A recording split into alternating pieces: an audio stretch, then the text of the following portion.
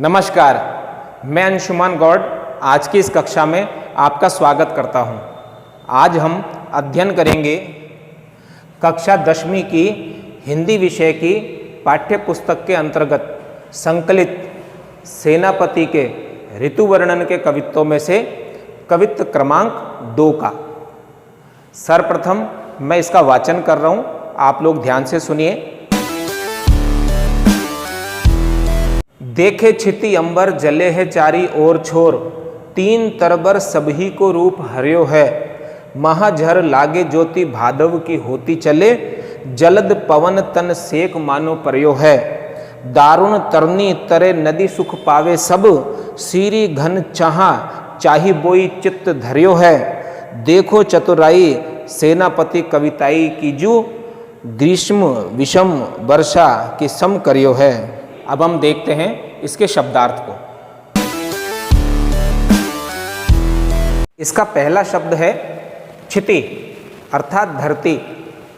जले, इस शब्द के दो अर्थ हैं, जल अर्थात पानी और जल रहे हैं। तरबर अर्थात वृक्ष। तिन, इसका अर्थ है तृण या घास। हरियो है, इसके भी दो अर्थ हैं, हरियाली से परिपूर्ण या हर लिया है अर्थात सुखा दिया है। झर, इसके दो अर्थ हैं, वर्षा की झड़ी और ताप। भादवे, इसका एक अर्थ है भादों का महीना तथा दूसरा अर्थ है दावाग्नि। जलद, इसका एक अर्थ है बादल और दूसरा अर्थ है तपती हुई या गर्म। सेक, इसका एक अर्थ है सुखदायी स्पर्श तथा दूसरा अर्थ है गर्म सिकाई। दारुण, इसका पहला अर्थ है काठ की अर्थात लकड़ी की और दूसरा अर्थ है कष्टदायक। तरनी, इसका पहला अर्थ है नाव और दूसरा अर्थ सूर्य। तरे, इसका अर्थ है तैरना और पार करना। सीरी, सीरी का अर्थ है शीतल। चाही बोई अर्थात चाह या चाहते हैं। कविताई, इसका अर्थ है काव्य कला और ग्रीष्म, इसका अर्थ है ग्रीष्म ऋतु और वर्षा, इसका अर्थ है वर्षा ऋतु। अब हम देखेंगे इसके संदर्भ और प्रसंग को।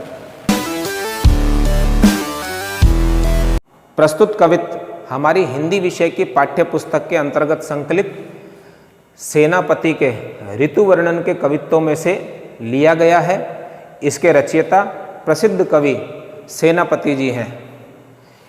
इस कवित्व में कवि सेनापति श्लेष के प्रयोग से ग्रीष्म और वर्षा इन दोनों ही ऋतुओं का वर्णन, उसके प्रभाव का वर्णन इस एक कवित्व में ही कर रहे हैं।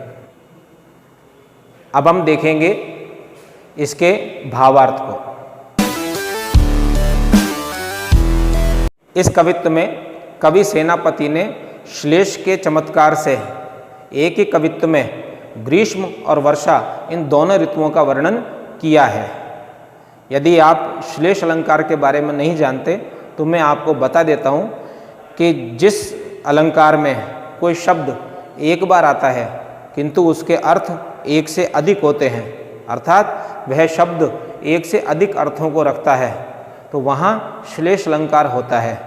इसी श्लेष अलंकार का प्रयोग करते हुए उन्होंने इसमें ऐसी शब्दावली का प्रयोग किया है, ऐसे शब्दों का प्रयोग किया है जिसके दो अर्थ हैं और दोनों अर्थ होने के कारण से एक अर्थ वर्षा ऋतु के संदर्भ में लिया गया है और दूसरा अर्थ ग्रीष्म ऋतु के संदर्भ में लिया गया है। इसलिए इसका भावार्थ भी हम दोनों ऋतुओं के पक्ष में करेंगे। हम ग्रीष्म ऋतु के पक्ष में भी इसका भावार्थ करेंगे और हम वर्षा ऋतु के पक्ष में भी इसका भावार्थ करेंगे। तो सर्वप्रथम मैं ग्रीष्म ऋतु के पक्ष में इसके भावार्थ को आपके सम्मुख रख रहा हूँ। ग्रीष्म ऋतु का वर्णन करते हुए कवि सेनापति जी कह रहे हैं, देखे छिति अंबर जले है चारी ओर छोर, तीन तरबर सभी को रूप हर्यो है। उनके अनुसार भीषण गर्मी के कारण धरती और आकाश वो चारों ओर से जलते हुए दिखाई दे रहे हैं। ऐसा लग रहा है भीषण ताप के कारण से कि धरती और आकाश चारों ओर से जल रहे हों। तीन तरबर सभी को रूप हरियो है।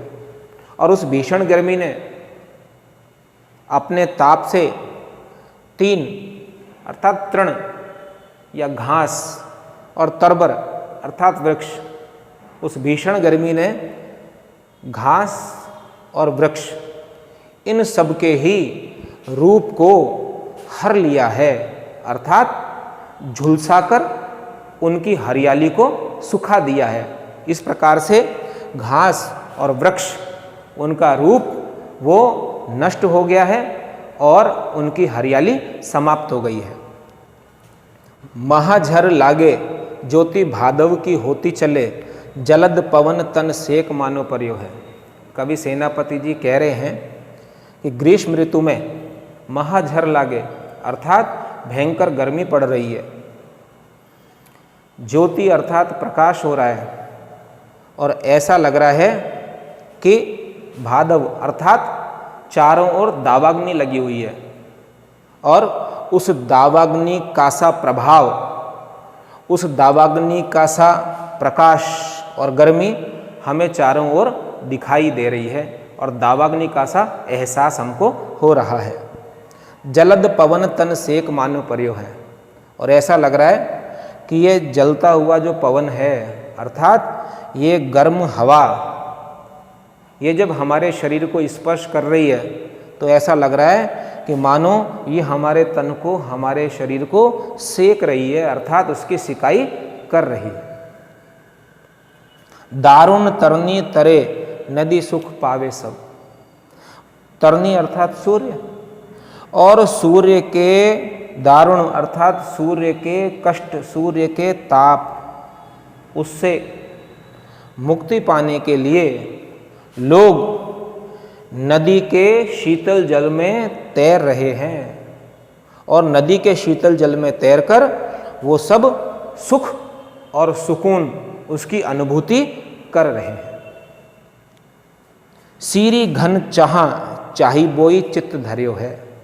कवि सेनापति कह रहे हैं कि सीरी घन चाहा कि बादलों की ठंडी छाया की चाह, इच्छा सभी ने अपने चित्त अर्थात अपने मन में धारण कर रखी है। अर्थात सब चाहते हैं कि इस भीषण गर्मी में हमें घने बादलों की शीतल छाया मिल जाए, इसकी चाह, इसकी इच्छा सबके मन में है।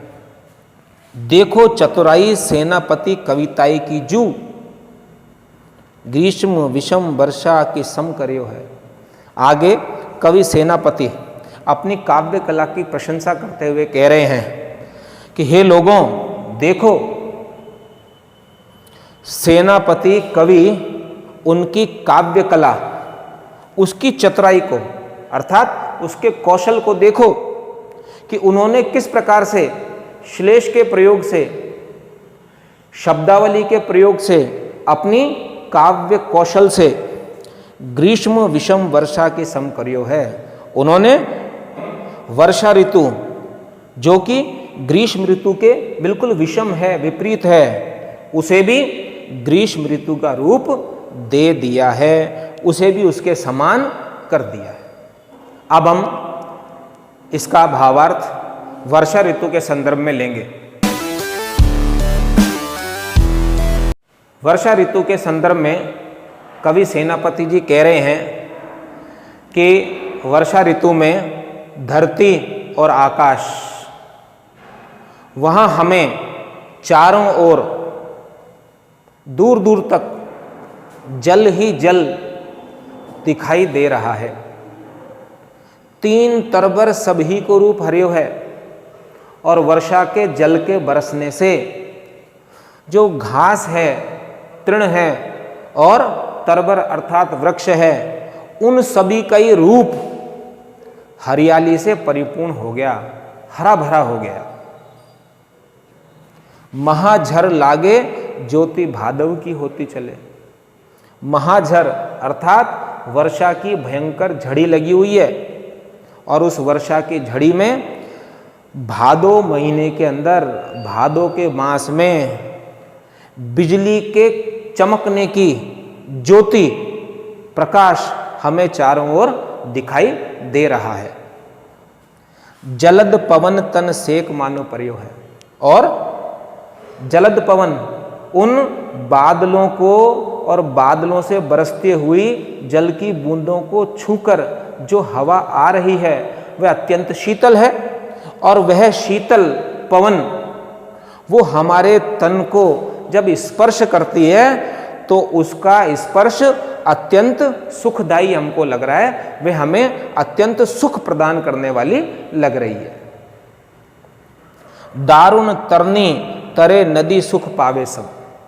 कवि सेनापति कह रहे हैं कि लोग दारुण अर्थात काठ से, लकड़ी से बनी हुई जो तरनी अर्थात नाव है, उस नाव के द्वारा नदी को तैरकर सुख पा रहे हैं। सब जल से परिपूर्ण उस नदी में नाव में बैठकर आनंद कर रहे हैं और सुख की प्राप्ति कर रहे हैं। सीरी घन छा चाही बोई चित्त धर्यो है। और सब लोगों के मन में ये आशा है, ये उम्मीद है, ये इच्छा है कि ये सुंदर ऋतु, ये वर्षा ऋतु जो हमें आनंद प्रदान कर रही है, ये समाप्त ना हो और इसी प्रकार से हम बादलों की ठंडी छाया उसमें बने रहें। यही चाह सब लोगों के चित्त अर्थात मन में सबने धारण कर रखी है। देखो चतुराई सेनापति कविताई की जू, ग्रीष्म विषम वर्षा की सम करियो है। आगे कवि सेनापति अपनी काव्य कला की प्रशंसा करते हुए कह रहे हैं कि हे लोगों देखो, सेनापति की काव्य कला की चतुराई अर्थात उसके कौशल को, कि उन्होंने ग्रीष्म विषम वर्षा, ग्रीष्म ऋतु जो कि वर्षा ऋतु के बिल्कुल विपरीत है, उसे भी श्लेष का प्रयोग करके एक ही कवित्व के अंदर वर्षा ऋतु के समान कर दिया है। अब हम देखेंगे इसकी काव्यगत विशेषताओं को। काव्यगत विशेषताओं में दोनों प्रकार की विशेषताएं देखी जाती हैं, भाव पक्ष की और कला पक्ष की। सर्वप्रथम हम भाव पक्ष की विशेषता को देखते हैं। इस कवित्व में कवि सेनापति ने श्लेषार्थ के प्रयोग से एक ही कवित्व में ग्रीष्म और वर्षा ऋतु इन दोनों का चित्रण कर अपनी काव्य कुशलता का परिचय दिया है। साथ ही इस कवित्व के अंदर ग्रीष्म और वर्षा इन दोनों ऋतुओं का प्रकृति पर और मनुष्य पर पड़ने वाले प्रभाव को दिखाया गया है।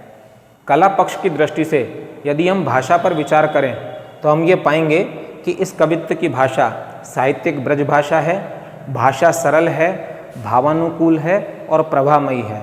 साथ ही इस कवित्व में जो शब्द चयन है वो शब्द चयन भाषा पर कवि के पूर्ण अधिकार का संकेत दे रहा है। यदि अलंकार की दृष्टि से हम विचार करें तो हम पाएंगे कि 3 तरबर इसमें तय वर्ण की आवृत्ति हुई है, तरनी तरे इसमें भी तय वर्ण की आवृत्ति हुई है, चाही बोई चित्त इसमें चय वर्ण की आवृत्ति हुई है। इस प्रकार से वर्णों की आवृत्ति होने के कारण से इस कवित्व में अनुप्रास अलंकार का सौंदर्य हमें दिखाई दे रहा है। साथ ही इस कवित्व में अधिकांश शब्द उनके 2 अर्थ होने से और अर्थ भिन्न भिन्न होने से हमें श्लेष अलंकार का चमत्कार इस पूरे कवित्व में दिखाई दे रहा है। यदि छंद की दृष्टि से हम सोचें तो इसमें कवित्व छंद है, छंद की यति गति प्रशस्य है तथा उसमें गेयता और संगीतात्मकता का गुण है। यदि शैली की दृष्टि से हम विचार करें तो इसमें वर्णनात्मक तथा आलंकारिक शैली, इन दोनों शैलियों के दर्शन हमको होते हैं। तो इस प्रकार आज हमने इस कवित्व के शब्दार्थ, संदर्भ, प्रसंग, भावार्थ और इसकी काव्यगत विशेषताओं का अध्ययन किया। मुझे पूर्ण विश्वास है कि ये आपके लिए अत्यंत उपयोगी रहेगा। यदि आप कवि सेनापति के जीवन परिचय का अध्ययन करना चाहते हैं तथा उनके कवित्व क्रमांक 1 उसकी व्याख्या का अध्ययन करना चाहते हैं तो डिस्क्रिप्शन बॉक्स में उसका लिंक दिया गया है, आप वहाँ जाकर उसका अध्ययन कर सकते हैं। धन्यवाद।